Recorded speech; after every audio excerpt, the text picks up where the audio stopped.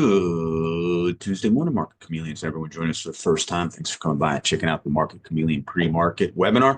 Before we get started, let's take a look at the share disclaimer. Be aware that neither Market Chameleon, Dmitry, or myself are registered investment advisors or a broker-dealer. If you're searching for investment advice, please reach out to a licensed professional. This show, as all our shows, is for informational purposes only concerning Market Chameleon tools and products. With that, D, good Tuesday morning. Good morning. How are you? And this morning so everyone knows, we're doing a little bit of a shorter webinar. We do have a webinar this afternoon with Interactive Brokers at 2 p.m. That is on Interactive Brokers webinar platform. So I'll put a link. You have to register on their site in the chat. Yep. I think, well, you still have control of that screen. All right. There you go. Yep. Thank you. Yeah. So today we're going to do a little bit shorter morning show, but I do have to prepare because later today we have a webinar at 2 o'clock, and that will be with Interactive Brokers, like Will said, on implied volatility seasonality. But you do have to register with them. It's free. However, they're hosting it. It's not going to be live like this show on YouTube.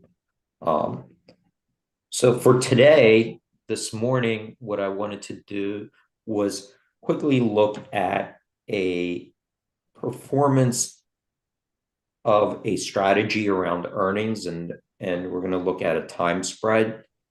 So the time spread, it's a popular strategy around earnings, and the spread involves buying an option on one expiration and selling an option on another expiration on the same strike. So the difference there is that if you're looking at vertical spreads, you're looking within the same expiration, different strikes. Here, it's same strike, different expirations. And the aim there is to try to capitalize on the implied volatility skew on the term structure, the difference between the implied volatilities in different expirations relative to each other. Okay. So what we're going to do is just take a look at how did this strategy tend to perform historically. Right? It's nothing's a win every time or a loss every time. Nothing's guaranteed, but we could take a look at it historically, how these strategies perform, as a way to get an idea of, the frequency of and the magnitude of the wins. So we're going to use our earnings option strategy backtest screener. If you go under earnings and you select here earnings option strategy screener, you're going to end up on this page. And what this page does is go back, up to the last 12 earnings observations. So that's, with what is that? 3 years of earnings, because we only have 4 quarters every year of earnings, and it looks at the last 12, and it does a different, looks at the options chain, sets up different strategies, and then tracks the performance. So here it will give us the similar strategy and how it tended to perform statistically in the last 12 quarters. So what we're going to do is select the strategy, because we have over here, you can see over 3 million different statistics. So it's doing it all for us, and the screener makes it easier, so you don't have to go set it up, symbol by symbol, run the strategy and get the performance. Here we could just screen, it did it all for us. Okay, so this is a process in the background, it's doing it, and then we have the screener. And as you can see here, from left to right, we have the stock symbol, market cap, the strategy type. So it defines the strategy here. It also defines the time frame it's measuring the performance. So here you can see the day before earnings and then end of day after earnings. but you could have different time frames, like 2 weeks before, 1 day after. Here it gives us the number of observations in our analysis. This tells us the percentage of times that the strategy was profitable in those observations, the average return, the median return, the best and worst returns in our observations, the standard deviation of the returns, and then the Sharpe ratio takes the average return divided by the standard deviation to kind of normalize the return per unit of risk. And then we have information regarding when the next earnings is coming up.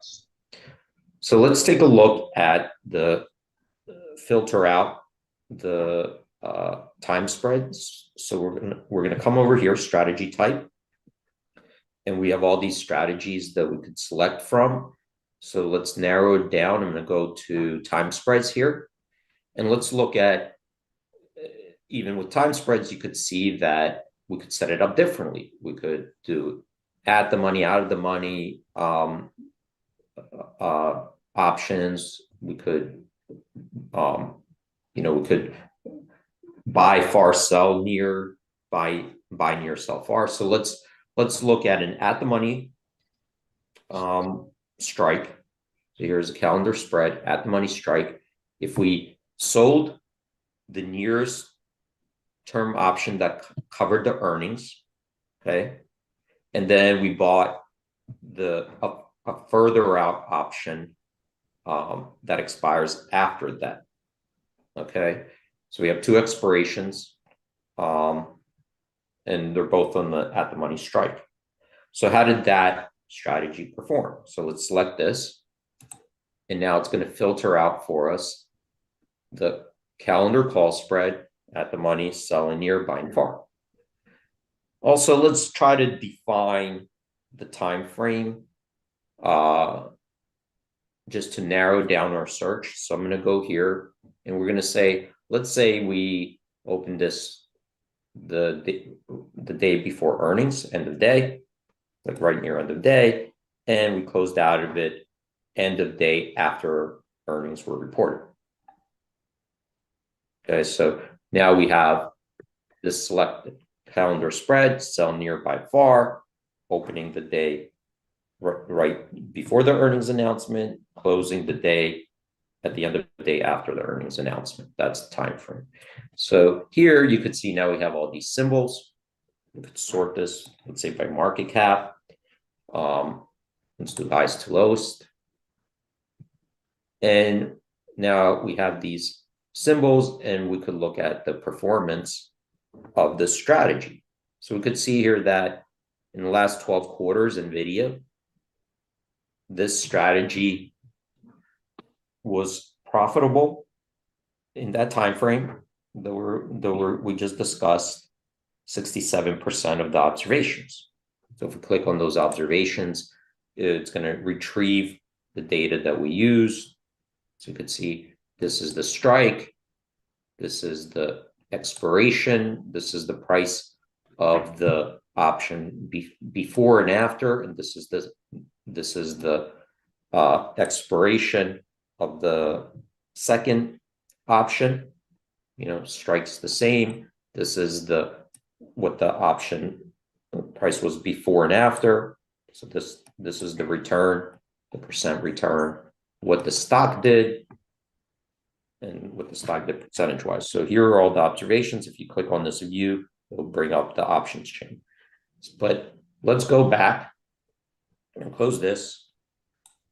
Let's go back here and just review what this is telling us. NVIDIA, the at the money time spread was a winner 67% of the time. On average, the return was 10%. Okay, so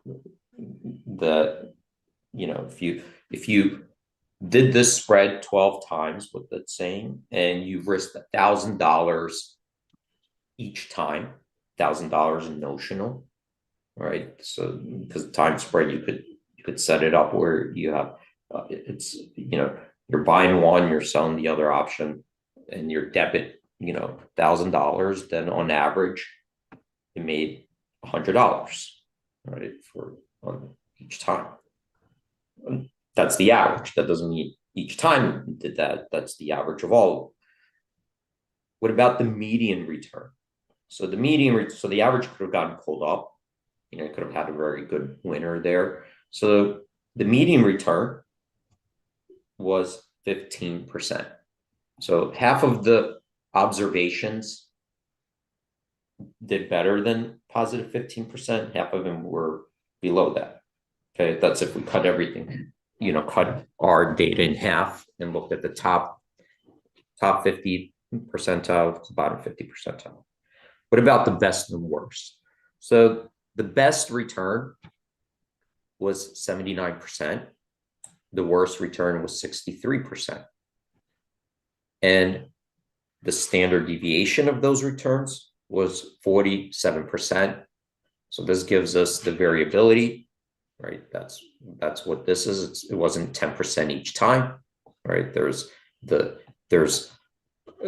variability around that average, 47%. So to normalize that return over the variability, standard deviation, we take 10% divided by the standard deviation to get this chart. Okay, so this way we could even compare, cross assets or cross strategies and so forth. So this is a quick way to kind of go through the different strategies and just to get a sense of how they performed historically, the standard deviations, the average returns, the best and worst return. So you could kind of get a sense of the risk, the performance, the potential returns, potential losses on these types of strategies. And I'm going to probably stop here, just because I do have something coming up right at 9:30, and then we do have that. Yep, we have the webinar today. The link is in the chat. That's a Interactive Brokers run webinar, so you have to register on their site. Great job with all this information going into earnings season. We're going to keep it going all week, hopefully, D. Great job. We'll see everyone hopefully this afternoon or tomorrow. Yep. Thanks everyone for joining. Stay safe out there, and hope to see you later today. Trade in peace, chameleons. Everyone have a great day. Bye, D.